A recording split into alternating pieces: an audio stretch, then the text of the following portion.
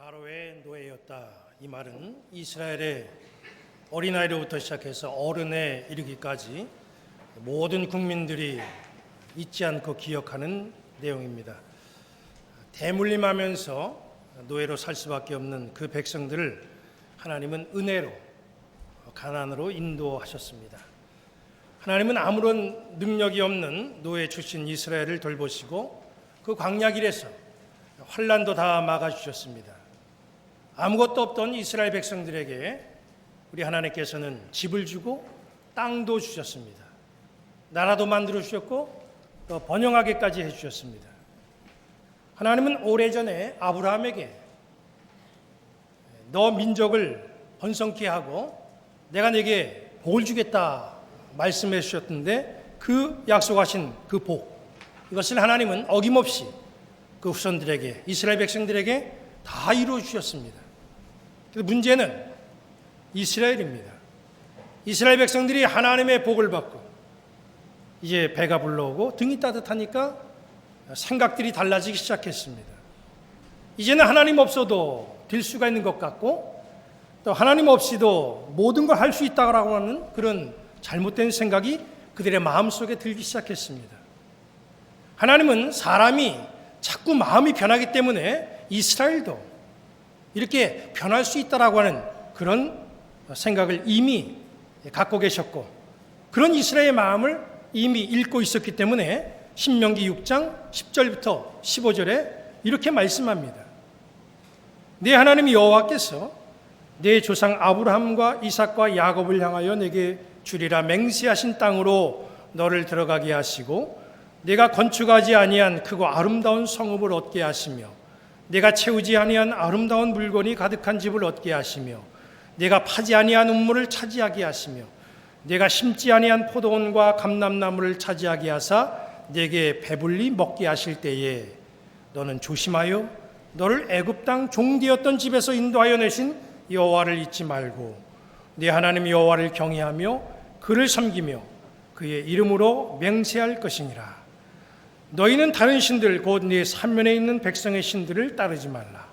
너희 중에 계신 너희의 하나님 여호와는 질투하시는 하나님이신즉 너희의 하나님 여호와께서 내게 진노하사 너를 지면에서 멸절시키실까 두려워하노라. 조심하여 너를 애굽 땅 종되었던 집에서 인도하여 내신 여호와를 잊지 말라.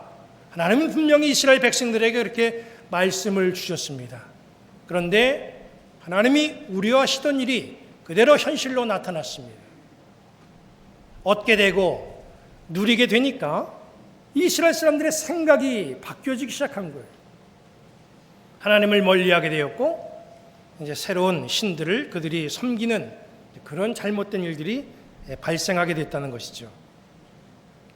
신명기 6장 15절에 보면 하나님은 하나님의 속성에 대해서 잘 말씀하고 있는 것을 보게 됩니다. 여기 하나님의 속성이 뭡니까? 하나님은 질투하시는 하나님이라 그렇게 말씀했습니다. 이스라엘이 하나님을 멀리하고 이방신을 섬기면서 살게 될 때에 이스라엘을 사랑하시는 하나님이 이스라엘을 향하여서 질투를 발하셨습니다. 하나님의 질투로 인해서 이스라엘은 결국에는 포로로 잡혀가게 되지요. 그리고 하나님을 배반한 이스라엘은 혹독한 대가를 치르게 됩니다.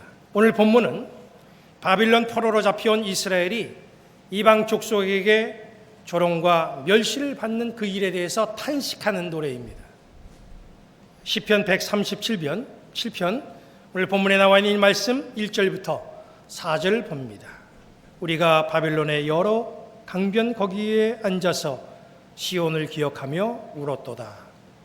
그 중에 버드나무에 우리가 우리의 수금을 걸었나니 이는 우리를 사로잡은 자가 거기서 우리에게 노래를 청하며 우리를 황폐하게 한 자가 기쁨을 청하고 자기들을 위하여 시온의 노래 중 하나를 노래하라 함이로다. 우리가 이방 땅에서 어찌 여호와의 노래를 부를까? 바빌론 사람들이 노예로 끌고 온 이스라엘에게 노래를 부르라고 강요합니다. 여기 바빌론 사람들이 이스라엘에게 자꾸 불러보라고 하는 그 노래는 자기들의 귀를 즐겁게 해줄 수 있는 그냥 아무 노래나 부르라 이런 얘기는 아니에요. 여기 말씀 보니까 불러야 될, 노래해야 될 지정곡이 있습니다. 바빌론이 이스라엘에게 지정해준 이 노래 불러라 라고 지정해준 지정곡이 뭐예요? 여기 3절을 봅니다. 이는 우리를 사로잡은 자가 거기서 우리에게 노래를 청하며 우리를 황폐하게 한 자가 기쁨을 청하고 자기들을 위하여 시온의 노래 중 하나를 노래하라 함이로다. 바빌론 사람들이 강요한 노래가 뭔가 봤더니 그 지정곡이 시온의 노래라는 거예요. 시편에 다는 아니지만은 시온의 노래를 수록한 그 내용들이 여러 곳에서 나와 있습니다. 시편 48편 1절 보면 여호와는 위대하시니 우리 하나님의 성 거룩한 산에서 극진히 찬양 받으시리로다. 여기 시온의 노래입니다. 시편 76편 2절 말씀 보면 그의 장막은 살렘에 있으며 그의 처소는 시온에 있도다. 이것도 시온의 노래 중에 하나예요. 시편 87편 2절 3절을 보면 여호와께서 야곱의 모든 거처보다 시온의 문들을 사랑하시는도다. 하나님의 성이여 너를 가리켜 영광스럽다 말하는도다. 이게 바로 시온의 노래 중에 한 부분이라는 거예요. 시온의 노래는 이런 것들을 노래합니다. 하나님의 거룩한 성, 거룩한 산, 하나님이 거처하는 그 곳은 바로 예루살렘, 시온성이다. 이런 것들을 노래하는 것이 시온의 노래의 가사들입니다. 그런데 상황이 어떻게 됐습니까? 지금 하나님의 성, 거룩한 산, 하나님이 거처하시는 시온 예루살렘이 지금 어떤 상태예요? 다 불타서 사라져버린 상태입니다. 그런데 시온의 노래 가사를 보면 하나님이 함께하는 불멸의 예루살렘으로 그렇게 노래하고 있어요. 하나님의 백성 이스라엘은 바빌론 포로로 잡혀왔습니다. 상황이 노래 가사하고 맞지가 않아요. 앞이 보이지 않는 암담한 포로 이스라엘에게 너 시온의 노래 한번 불러봐라. 이건 이스라엘을 조롱하는 거죠. 예루살렘이 절대로 망하지 않는다면, 하나님은 전지전능하신다면 어디 한번 노래해봐라. 하나님이 그런 하나님이신가? 시온의 노래를 부르라고 하는 것은 이 바빌론 사람들이 이스라엘을 마음껏 조롱하겠다, 그런 뜻이에요. 이런 조롱 속에서 이스라엘 사람들이 시온의 노래를 어떻게 부르겠습니까? 뭐가 맞아야 또 노래를 부르죠. 그 옛날에는 자발적인 노래가 많았습니다. 이스라엘이 홍해를 건넌 다음에 모세와 미리암은 누가 시키지도 않았는데 그 입에서 노랫말이 나왔어요. 하나님께서 홍해를 건너게 해주신 그 놀라운 역사를 바라볼 때에 그냥 막 영감이 떠올라서 기쁨의 노래가 막 쏟아져 나왔습니다. 메시아를 잉태한 마리아는 누가 시키지 않았는데 하나님의 은혜에 감사하니까 그 마음속에서 노래가 막 북받쳐 나오는 거예요. 그래서 찬양을 했습니다. 이런 모습이 진정 찬양하는 자의 모습이지요. 그런데 본문을 보면 이게 전혀 그런 분위기나 상황이 아니에요. 바빌론 사람들이 포로로 잡아온 이스라엘 백성들, 이 사람들 얼마나 초췌합니까? 비참하지요. 이 사람들 세워놓고 빈정대면서 멸망 없는 예루살렘, 전능하신 하나님, 그래 한번 찬양해봐라. 지금 바빌론 사람들이 이렇게 조롱을 하는 거예요. 한참이나 멸시와 조롱을 당한 이스라엘, 이 사람들이 너무나 서럽고 너무나 마음이 아파서 지금 바빌론 강가에 앉아가지고 예루살렘 쪽을 향하여 눈물을 흘리며 이 시를 노래했던 겁니다. 그리고 생각합니다. 우리가 어쩌다가 이렇게 됐는가? 원인을 찾는다고 하는 것은 해결하는 데 있어서 대단히 중요한 열쇠가 되죠.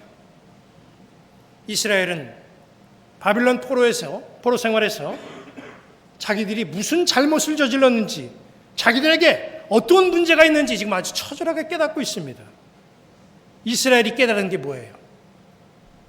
애굽의 노예였던 자기들을 하나님이 해방시켜 주셨다라고 하는 그 은혜를 비로소 깨달았습니다.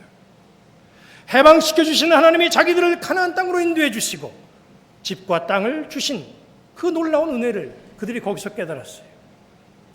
변함없이 하나님 한 분만을 의지하고 살아가야 되는데 도울 힘이 없는 애굽을 의지하고 아수르를 의지하고 바벨론을 의지해가지고 하나님의 진노를 샀다고 하는 사실을 그들은 거기서 깨달았어요.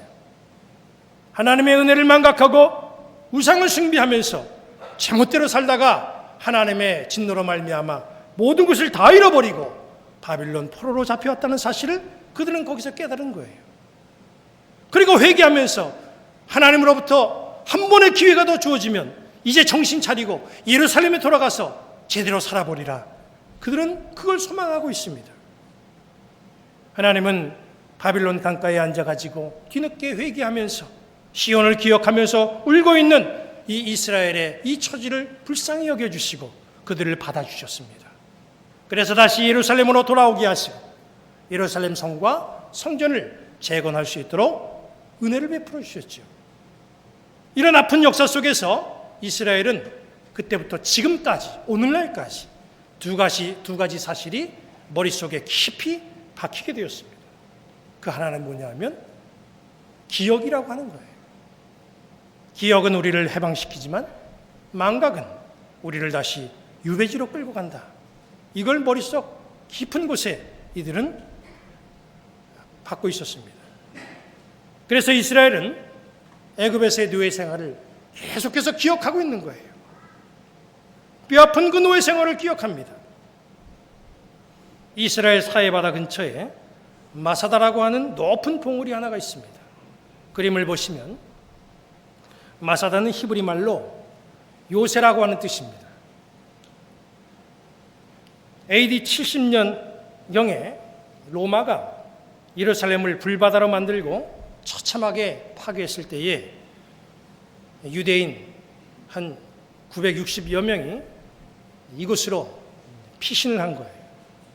마사다는 천연적인 요새이기 때문에 로마가 쉽게 함락시킬 수가 없었습니다.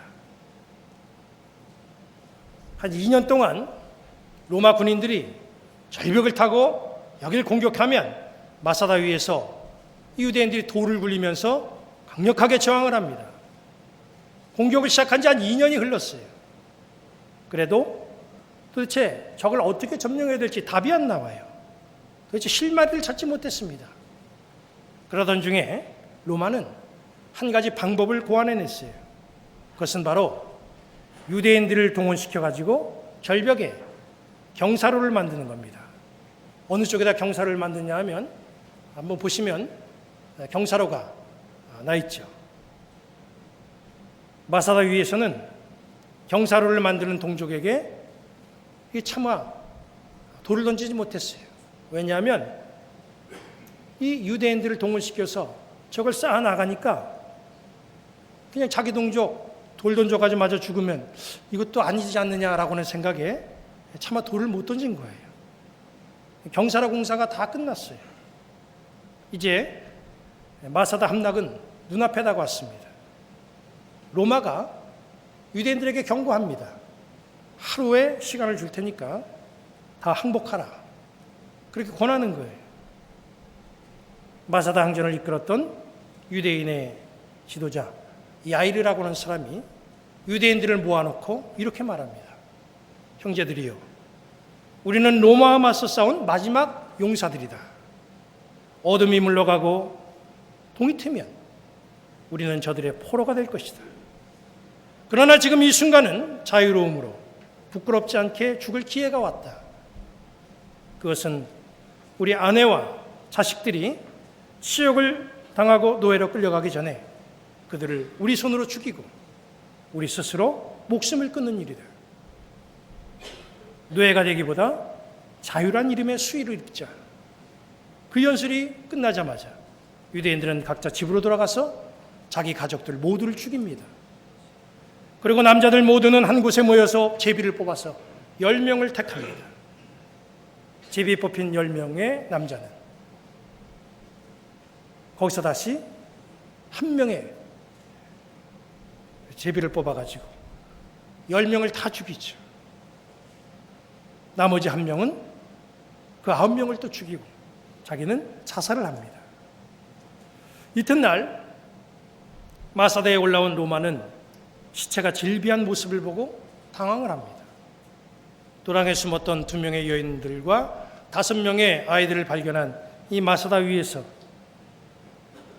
무슨 일이 있었는지 그 이야기를 다 듣고 정말 생존자들의 그 증언을 들은 로마는 이 유대인들의 용기에 감탄을 하게 되죠. 이스라엘 군대에 입소한 훈련병 마지막 교육 과정은 바로 이 960여 명이 로마에 끝까지 항전했던 이 마사다를 방문하는 것이라고 합니다. 로마에 끝까지 항전했던 자기 조상들의 정신을 기억하자는 거죠. 역사와 사건 속에서 각 나라가 보여주는 반응은 다양합니다. 독일은 나치 히틀러로 인해서 발생한 그 수치스러운 과거에 대해서 철저히 기억하고 잘못한 것들에 대해서 용서를 구했습니다. 일본은 수치스러운 역사에 대해서 합리화시키거나 모르는 일이라고 과거를 기억하기를 원치 않았습니다. 우리나라는 어떻습니까? 수치스럽고 잘못된 과거의 일들에 대해서는 다 지나간 일인데 뭐 하면서 은근슬쩍 덮고 넘어가려고 합니다. 이스라엘은 어떻습니까? 이스라엘은 철저하게 기억하는 민족입니다. 기억하는 것이 미래를 밝게 만드는 비결이 되기 때문에 그런 거예요. 이스라엘은 아픈 역사를 경험하고 난 다음에 기억해야 된다라고 하는 교훈이 머릿속 깊이 박히게 됐어요. 그래서 기억은 우리를 해방시키지만 망각은 우리를 다시 유배지로 끌고 간다. 그렇게 말하는 겁니다. 이스라엘이 아픈 역사 속에서 머릿속 깊이 박혀있는 또 하나가 뭐냐 하면 그들은 하나님 외에는 그 어떤 것도 믿지 않겠다는 거예요. 과거의 이스라엘은 어떻게 처신했습니까? 호세아 7장 11절을 보면 에브라임은 어리석은 비둘기같이 지혜가 없어서 애굽을 향하여 부르짖으며 아수르로 가는도다. 이스라엘은 하나님이 세우신 국가지요. 그런데도 애굽이 강하면, 그래서 애굽이 뭔가 좀 줄 것 같으면 애굽 쪽에 가서 기웃거리고 조공을 바치면서 살려달라고 합니다. 도움을 구합니다. 그러다가 아수르가 강할 것 같으면 다시 또 아수르에 가가지고 살려달라고 그래요. 하나님의 백성이 하나님을 의지하지 아니하고 강대국의 눈치만 보다가 그 잔꾀에 결국에 멸망을 당하게 되는 거죠. 이스라엘이 이 세상에 그 어떤 것도 믿을 수 없다고 생각하게 된 또 한 가지 중요한 역사가 있었습니다. 그것은 바로 나치에 의해서 600만 명의 유대인이 학살된 학살 사건입니다. 이 사건이 유대인들로 하여금 세상을 믿지 않게 한 결정적인 사건이 된 거예요. 1933년부터 1945년까지 어린이 150만 명을 포함해서 무려 600만 명의 유대인들이 수용소로 끌려가서 가스실에서 죽었어요. 유대인들은 세계가 관심을 가지고 약한 우리를 도와줄 줄 알았어요. 그런데 세계는 히틀러의 만행에 대해서 침묵했습니다. 유대인들은 자신들이 이유가 없는 죽음을 당할 때에 세계가 방관하고 있었다는 사실을 철저하게 기억하고 있습니다. 이스라엘은 근현대사에서 5번의 큰 전투를 치르죠. 전쟁을 합니다. 그 중에서 가장 세계를 놀라게 하고 충격을 준 사건은 전쟁은 1967년 6월에 있었던 6.1 전쟁입니다. 당시 250만 명의 이스라엘이 1억의 아랍과들과 치른 전쟁은 정말 세계의 상식을 뒤엎은 전쟁이었어요. 이스라엘은 전쟁 6일 만에 아랍을 격퇴시켰습니다. 민영진 교수가 쓴 이스라엘의 전쟁과 평화라고 하는 책을 보면 거기 유대인 빅토르 솔로몬이 그 당시의 상황에 대해서 이렇게 평가한 내용이 있습니다. 중동의 6.1 전쟁 때 이스라엘을 편든 나라는 한 나라도 없었다. 이스라엘은 혼자서 싸울 수밖에 없었다. 국민들이여, 세계의 여론을 믿지 말고 의지하지 말라. 세계에 친구가 있더라도 그들은 믿고 의지할 친구는 못 된다. 이스라엘은 뼈아픈 역사 속에서 삶의 지혜를 얻었는데 그 얻은 지혜는 세상에 소망을 두지 않고 소망은 오직 하나님께 두어야 된다는 사실입니다. 뼈아픈 역사를 경험하면서 무엇이 문제였는가 이걸 찾아내고 소망을 하나님께만 두는 이 이스라엘의 지혜, 이 지혜를 오늘을 살아가는 우리는 배워야 됩니다. 우리에게도 아픈 역사가 있었죠. 오늘 우리는 3.1절 기념 예배로 드리고 있어요. 1919년 3월 1일 대한독립을 외치면서 일본에 저항했던 그 역사, 우리는 반드시 기억해야 됩니다. 그리고 누구를 의지하고 누구에게 소망을 둬야 되는지 우리는 바로 알아야 됩니다. 시편 146편 3절 5절은 이렇게 말씀하고 있습니다. 귀인들을 의지하지 말며 도울 힘이 없는 인생도 의지하지 말지니 그의 호흡이 끊어지면 흙으로 돌아가서 그날에 그의 생각이 소멸하리로다. 야곱의 하나님을 자기의 도움으로 삼으며 여호와 자기 하나님에게 자기의 소망을 두는 자는 복이 있도다. 하나님을 나의 도움으로 삼으시기 바랍니다. 그냥 도움으로 삼지 마시고 절대적인 도움으로 삼으시기 바랍니다. 하나님에게만 또 소망을 두시기를 바랍니다. 그래서 세상이 아닌 하나님의 은혜를 입고 그리고 하나님의 백성으로서 이 길을 걸어가는 아름다운 성도들이 되시기를 주님의 이름으로 간절히 축원합니다.